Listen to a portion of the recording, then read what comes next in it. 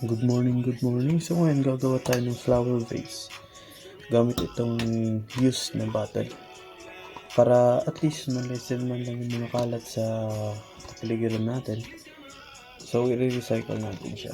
Gagawin natin siyang creative na flower vase. So ang unang gagawin natin, tinanggal ko na yung sticker niya dito.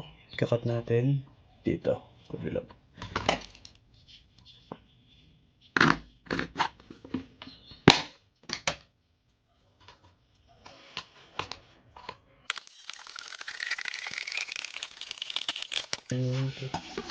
Tapos, magkakat tayo ng parang half inch dito.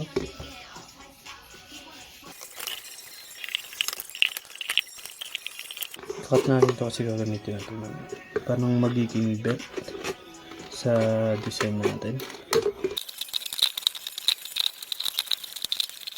Yan. And ito, tatabi muna natin yan. Tapos dito ulit, half inch ulit. So, kahit ito wala natin markahan. Pwede rin naman plancha ulit. Pero, mas okay na markahan natin. Cut natin siya into stripes dito na part. Okay. Tapos ito natin siya i-cut into stripes. So, kinat na natin dito.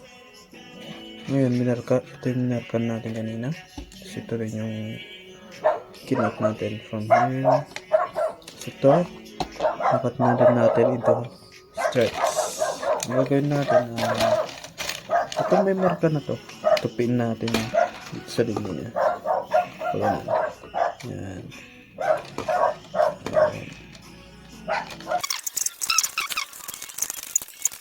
Okay, natupin na natin. Ayan, igaganto natin.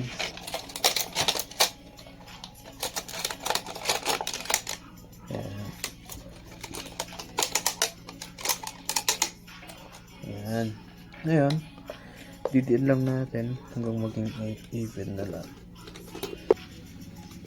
Okay, siguro rin. Tapos ito, papasok lang natin.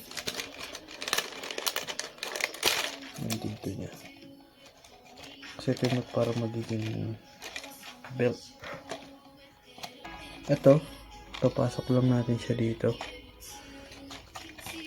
Unfortunately, yung kinat natin kanina na para panglock niya sana is loose dito sa baba. Ngayon, try na lang natin siya discardin para mag-tighten. So, tinupi ko siya. Malagyan natin siya ng support.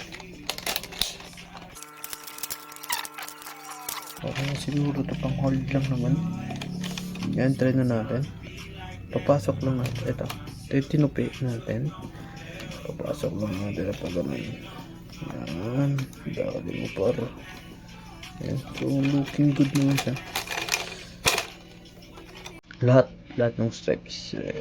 Pasok natin dito. Yan. Yun.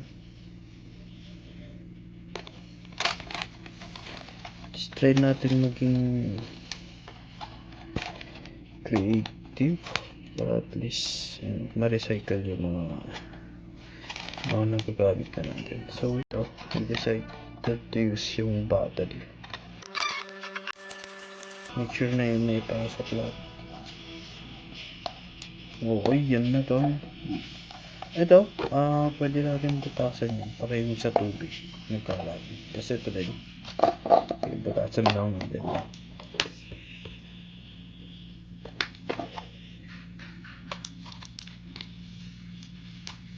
Okay, yan, may butas na.